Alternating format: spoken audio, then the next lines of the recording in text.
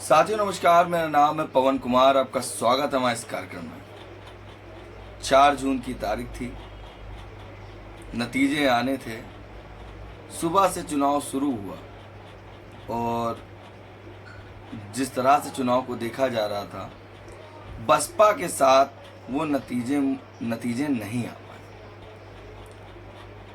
क्योंकि इस बार उत्तर प्रदेश में 9.39% यूपी में वोट पड़ा बसपा को। जिसके बाद बसपा सुप्रीमो मायावती जी ने ट्वीट किया, उस पर भी हम बात करेंगे, मगर उससे पहले आवश्यक सूचना ये है, अगर आपने हमारे चैनल को सब्सक्राइब नहीं किया तो चैनल को सब्सक्राइब करें और बेल आइकन ज़रूर दबाएं, क्योंकि जब भी हमारी कोई इन्फॉर्मेशन या कोई न्यूज़ आए तो आपको तुरंत नोटिफिकेशन आ जाए। और ज़्यादा से ज़्यादा चैनल को शेयर करें, क्योंकि आप ही हमारी ताकत हैं। जिस तरह से जब आप हमारे चैनल को शेयर करते हैं तो हमारे चैनल को रीच मिलती है। और 2024 के चुनाव में जिस तरह से राजपथ से गौरव पाल, जनपद से अनुज कुमार और टाइम टू अनफिल्टर से मैं पवन कुमार तमाम जगहों पे गए, तमाम विषयों पे देखा और जाना, उन पर भी हम कुछ बात करेंगे और इस विषय में ज़रूर बताएंगे। और सैयद कासिम जी हमें गाइडेंस करते रहे कि कैसे क्या करना है, काफ़ी मदद भी की इस चुनाव में। कई प्रोग्राम में, कई जनसभाओं में वो पहुँचे भी, कई लोकसभा सीट पर खुद भी गए और देखा चुनाव। अब बात कर लेते हैं पहले वोट बैंक की और बसपा सुप्रीमो जी की ट्वीट की, जिस पर उन्होंने प्रेस नोट जारी किया। उन्होंने बताया, जिस तरह से मुस्लिम समाज के प्रतिनिधित्व तैयार किए गए, तमाम प्रत्याशी उतारे गए, मगर नतीजे में वो तब्दील नहीं हो पाए, क्योंकि बसपा ने इस बार फिर मुस्लिम समाज के तमाम प्रत्याशी उतारे कि सदन में जब वो जाएंगे तो अपने विषय में और उनके साथ जो हुआ, उनके साथ जो बीती, उन विषयों पे वो बात कर पाएंगे। मगर वो नतीजों में तब्दील नहीं हो पाई। चाहे अम्बेडकर नगर की सीट पे देख लीजिए, इतिहास गवाह है कि पहली बार अम्बेडकर नगर से कोई मुस्लिम प्रत्याशी आया था, और वो भी कमर हयात अंसारी, जो बुनकर समाज से बिलोंग करते हैं, और बुनकर समाज की एक अच्छी संख्या होती थी, मगर वो नतीजों में तब्दील नहीं हो पाई। खैर, पहले मैं बात कर लूँ वोट शेयर की, तो बसपा को उत्तर प्रदेश में 9.39% वोट मिले। फिर मैं रात में तमाम स्टेट्स पे गया, तो जब तमाम स्टेट्स पे गया तो उन वोट परसेंटेज को जब जोड़ता हूँ तो एक ऐसा वोट परसेंटेज आता है जो आपको चौंका देगा, जिसमें सबसे बड़ी चीज़ मिजोरम, नागालैंड, सिक्किम, त्रिपुरा, मेघालय, मणिपुर, लक्षद्वीप, लद्दाख, आसाम, अरुणाचल प्रदेश में बसपा का कोई प्रत्याशी नहीं था। जब ये बसपा की इन सीटों पे, मतलब गिने तो इनको 3, 6, 7, 8, 9, 10 सीटों पर बसपा ने कोई प्रत्याशी नहीं उतारा था, तो बाकी जो सीटों पे प्रत्याशी, मतलब बाकी सीटों पे जो चुनाव लड़ी बसपा, तो उसको जब आंकड़े को जोड़ते हैं ऑल ओवर इंडिया के स्टेट्स को, तो 32.1% वोट बसपा को पड़ा। कहीं पे 1% पड़ा है, कहीं पे 9% पड़ा है, कहीं पे 3% पड़ा है। जैसे कि आप देख सकते हैं, चंडीगढ़ में 1.49 पड़ा है, छत्तीसगढ़ में 1.16 पड़ा है, हरियाणा में 1.28% वोट पड़ा है। तो कहीं ना कहीं वोट में तो कमी आई है, मगर टोटल आंकड़ा देखते हैं तो 32.1% वोट पड़ता है। ये वो वोट बैंक है जो बसपा को गया। मगर चुनाव को अगर देखें तो इंडिया अलायंस जीतती है, और मगर अभी एनडीए के पास पूर्ण बहुमत साबित करने का मौका है। कल से चर्चा बनी हुई है कि नीतीश किधर जाएंगे, नीतीश सबके साथ है, एक चल रहा है ट्विटर पे। वहीं पर यह भी बुना जा रहा है कि नायडू भी मतलब इंडिया अलायंस के साथ आ सकते हैं। ये एक कयास लगाए जा रहे हैं कयास ये भी लगाया जाए ममता बनर्जी का भी साथ होगा, नीतीश जी का साथ होगा, शरद पवार जी का होगा और चंद्रबाबू नायडू जी भी साथ होंगे। ये एक कयास लगाया जा रहा है। वहीं एनडीए अभी जिस तरह से दिख रहा है तो बहुमत के ऊपर साबित हो रहा है। अगर बहुमत हटा दे तो 240 241 सीटें हो रही भाजपा की। मगर सबसे बड़ा खेल हुआ भाजपा की वाराणसी से जो चुनाव लड़ा गया, क्योंकि हम लोग जब वाराणसी पहुंचे, गौरव पाल जी भी थे, अनुज जी थे, हम थे, तो वहां पर ये चर्चा बनी हुई थी ऑफ द माइक कि मोदी जी ने से लोग खफा थे। शायद कारण हो सकता है वो जो सीवर लाइन का प्रॉब्लम है, गंदा पानी आए दिन आना, ये भी एक चर्चा का बिंदु बना हुआ था।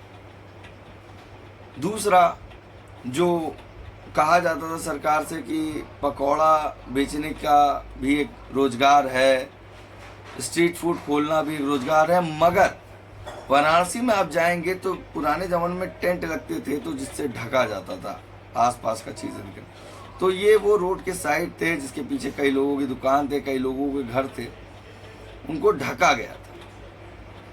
तो ये चर्चा भी बनी हुई थी, जिसका असर साफ साफ दिखा कि भाजपा की उस सीट पे बहुत बड़ा गिरावट आया और कहीं ना कहीं प्रधानमंत्री थे तो उस सीट को जीतना तय था, क्योंकि तमाम पार्टी के पदाधिकारी भी लगे थे कि लगातार कैंपेनिंग कर रहे थे, सोशल इंजीनियरिंग कर रहे थे। मगर वो जो आंकड़ा था कहीं ना कहीं मोदी जी से नाराज था। और वो जो मार्केट में लोग बात कर रहे, चाहे हम लोग जहाँ जूस पिए वहाँ भी ये बात हो रही थी कि हाँ अजय राय जी बेहतर चुनाव लड़ रहे हैं। और एक सबसे बड़ी चीज़ वहाँ पे एक चीज़ देखी गई, इस बार फिर से भाजपा सरकार, जिस तरह से मोदी की गारंटी, मोदी जी की सरकार, ये जो चर्चा थी वो वाराणसी में हट रही थी और उसका नतीजा आपको सामने दिखा।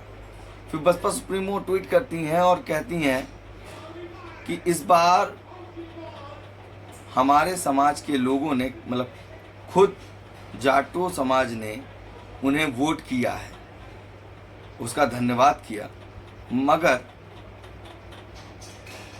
मुस्लिम प्रतिनिधि तैयार करने में कहीं ना कहीं दिक्कत आ रही है। जिस तरह से रोजगार की बात हो रही थी या किसी के मुद्दों की बात हो रही थी या कोई भी मुद्दे जो सामने आते थे उन मुद्दों को दबाया जा रहा था, तो बसपा सुप्रीमो मायावती जी ने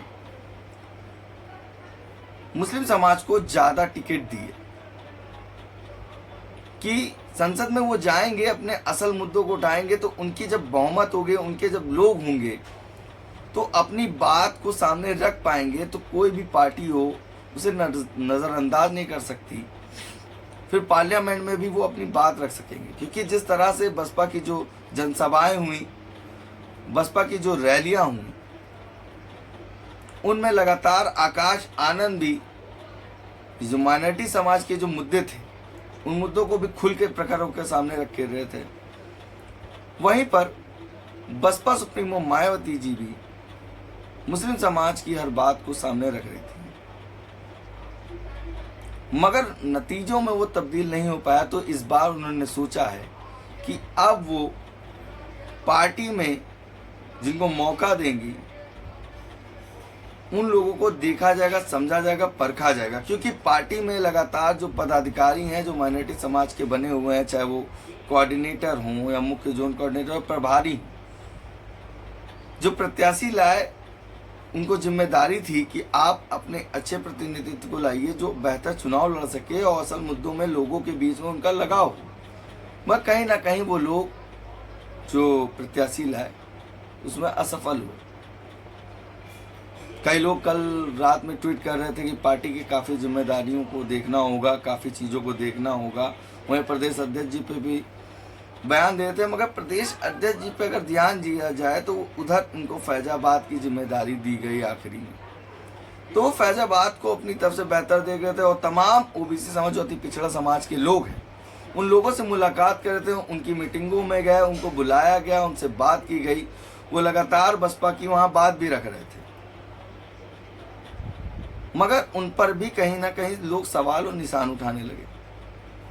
मगर बसपा सुप्रीमो मायावती ने प्रदेश अध्यक्ष पे नहीं, बाकी जो कमेटी है, जो मुस्लिम समाज की पदाधिकारी हैं, उन पर भी सवाल उठाया है किस तरह से वो इस बार प्रत्याशी लाए, जिसके बाद बसपा का ये जनाधार को नहीं बढ़ा और बसपा पे मुस्लिम समाज भरोसा क्यों नहीं कर पा रहा है। वहीं पे अखिलेश यादव ने 5 प्रत्याशी मुस्लिम समाज के उतारे थे और तमाम मंचों पर मुस्लिम समाज की बातों को, मुस्लिम समाज के जो असल मुद्दे हैं उनको सामने नहीं ला रहे थे। वहीं बसपा लगातार उठा रही थी उन बातों को। तभी ये चुनाव कैसे मुस्लिम समाज को नहीं संवार पाए, ये तमाम बातें थी। मगर सबसे बड़ी चीज ये है कि ऑल ओवर इंडिया में जब उस परसेंटेज को मैंने जोड़ा 9.39, 1.1, 1.81, 0.38, 2.49, इस तरह से जो वोट बैंक बढ़ा वो टोटल 32% होता है। अगर इंडिया अलायंस बसपा के साथ अगर गठबंधन कर लेती तो ये 32% भी वोट उनके साथ हो सकता था। और कहीं ना कहीं अगर कांग्रेस पूर्ण बहुमत की सरकार अभी नहीं बना पाई, जिसके लिए तोड़ मरोड़ चल रही है, वो शायद ना होता अगर बसपा उनके साथ होती। कहीं ना कहीं यूपी मॉडल उनके पास होता, क्योंकि 2007 से 12 के बीच में जो काम हुआ वो मॉडल भी आप रिप्रेजेंट कर सकते थे। सबसे बड़ी मुद्दा हो सकता था कि ये वोट बैंक कैसे अट्रैक्ट करें, मगर इस चीज को वो बुना नहीं पाए और इंडिया अलायंस बेहतर सीट तो लाई, मगर अभी सरकार बनाने में असमर्थ है। इन विषयों को ध्यान दिया गया, बसपा ने इन मुद्दों पे देखा और तमाम बार कोशिश भी नहीं की गई, कांग्रेस द्वारा ये कोशिश भी नहीं की गई कि बसपा सुप्रीमो से बात की जाए। सिर्फ कहा जा रहा था कि हाँ बसपा से भी बात चल रही है। अगर बसपा से बात होती तो ये जो अन्य प्रदेश है एक अच्छा वोट बैंक बन सकता था। यूपी एक ऐसा मॉडल है जो दलितों के बीच में चर्चित है, मुस्लिमों के बीच में चर्चित है, मगर इस मुद्दे को, मतलब इस चीज को नजरअंदाज करके चुनाव लड़ी थी, जिसका खामियाजा अभी भी कांग्रेस भुगत रही है और चुनाव में बढ़िया प्रदर्शन नहीं कर पाई। बेहतर प्रदर्शन हो सकता था, चुनाव में बेहतर प्रदर्शन हो सकता था। अब देखने वाली बात होती है कि 2024 में किसकी सरकार बनेगी। बाकी कैसा लगा हमारा वीडियो कमेंट करके बताइएगा, क्योंकि आप ही हमारी ताकत है। दूसरी चीज, मैं कोशिश करूंगा कांग्रेस के कोई वरिष्ठ वक्ता से बात कर सके कि क्या चल रहा है इस चुनाव को लेकर, और जो नतीजे आए हैं उसके बाद कांग्रेस क्या सोच रही है, किन मुद्दों पे बात करेगी। क्या वो सिर्फ अपनी लाल डायरी दिखाकर एक वोट की तरह इस्तेमाल किया है, या वो सरकार बनाने में सफल होगी। धन्यवाद।